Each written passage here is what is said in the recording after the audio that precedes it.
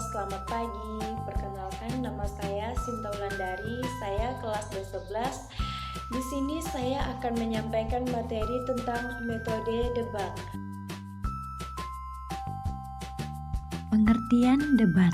Debat merupakan kegiatan argumentasi antara dua pihak atau lebih, baik secara individual maupun kelompok, dalam mendiskusikan dan memecahkan suatu masalah. Debat dilakukan menuruti aturan-aturan yang jelas, dan hasil dari debat dapat dihasilkan melalui voting atau keputusan juri. Debat adalah model pembelajaran aktif. Strategi debat menekankan pada kemampuan mempertahankan argumentasi, serta debat merupakan bentuk pembelajaran yang biasa dilakukan di tingkat sekolah dan universitas. Dalam hal ini, debat dilakukan sebagai pertandingan dengan format aturan yang jelas dan ketat antara dua pihak yang masing-masing mendukung dan menentang sebuah pernyataan.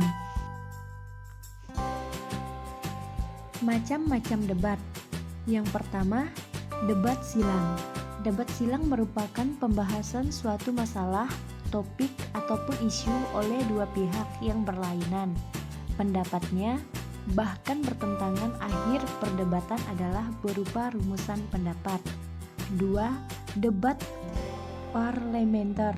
Metode ini disebut pula debat Oxford atau lebih Inggris. Pelaksanaannya tidak banyak berbeda dengan debat silang di atas. Suatu masalah dianalisa dan dikemukakan pemecahannya oleh dua tim pihak yang berlainan, bahkan bertentangan pendapatnya. Yang ketiga, debat langsung. Metode ini pada umumnya hampir semua sama dengan prosedur debat silang dan parlementer.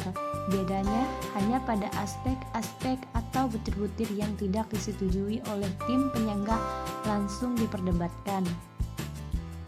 4. Debat memecahkan masalah. Seperti biasanya, pimpinan kelompok bersama anggota menentukan topik, masalah, isu. Dua tim pembahas A, B masing-masing terdiri dari 2 atau 3 orang. Jadwal dan tempat berdebat atau berdiskusi.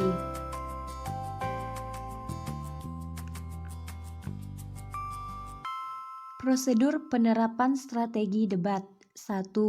Siswa mengembangkan sebuah pernyataan yang berkaitan dengan materi pembelajaran. 2. Membagi kelas ke dalam 2 kelompok. Satu kelompok berperan sebagai kelompok pro dan kelompok lain berperan sebagai kelompok kontra. 3. Masing-masing kelompok menentukan juru bicara yang bertindak sebagai pelaku debat. 4. Setelah mendengar argumen pembuka, siswa menghentikan debat dan kembali ke kelompok masing-masing untuk mempersiapkan argumen yang menanggapi argumen pembuka dari kelompok lawan. 5. Melanjutkan kembali debat. Juru bicara yang saling berhadapan diminta untuk memberikan argumen sanggah. 6. Meminta mereka untuk bersorak atau bertepuk tangan untuk masing-masing argumen dari para wakil kelompok. 7. Mengakhiri debat pada saat yang tepat.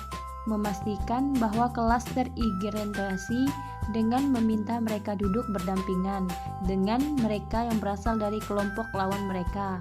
8.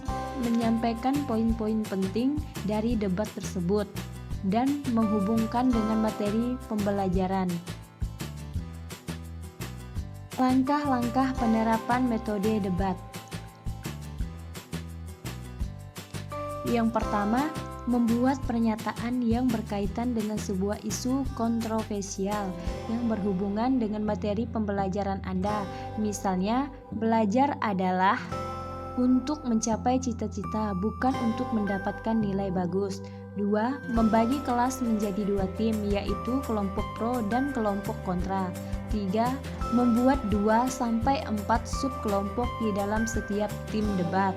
Setiap subkelompok diminta membuat argumen sesuai posisi yang diterimanya atau berikan daftar argumen yang bisa mereka diskusikan dan pilih. 4. Menyiapkan 2-4 kursi tergantung jumlah subkelompok di setiap pihak untuk para juri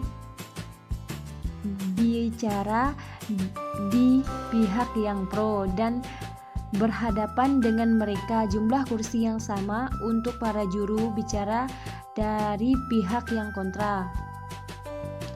5. Debat dapat dihentikan setelah semua siswa mendengar argumen pembuka, kemudian siswa diminta berkumpul di subkelompok masing-masing. 6.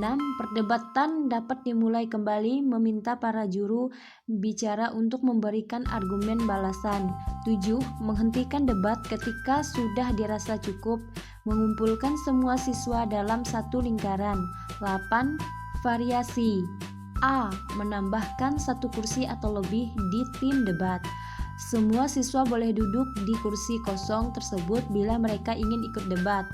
B. Memulai debatnya langsung dengan argumen pembuka, melanjutkan dengan debat konvensional, tetapi sering-seringlah merotasi para pendebatnya.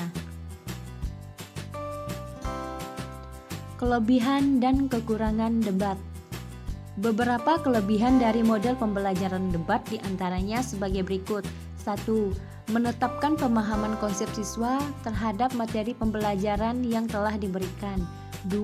Melatih siswa untuk bersikap kritis terhadap semua teori yang telah diberikan. 3. Melatih siswa untuk berani mengemukakan pendapat.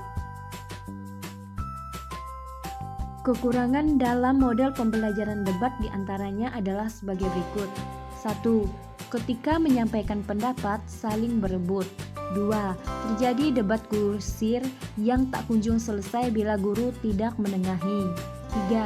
Siswa yang pandai berargumen akan selalu aktif, tapi yang kurang pandai berargumen hanya diam dan pasif. 4. Menghabiskan banyak waktu untuk melakukan sesi debat antar kelompok. 5. Perlunya tema yang mudah dipahami oleh siswa. 6. Tema haruslah dapat diperdebatkan. 7. Perataan siswa dalam kelompok terkadang tidak heterogen.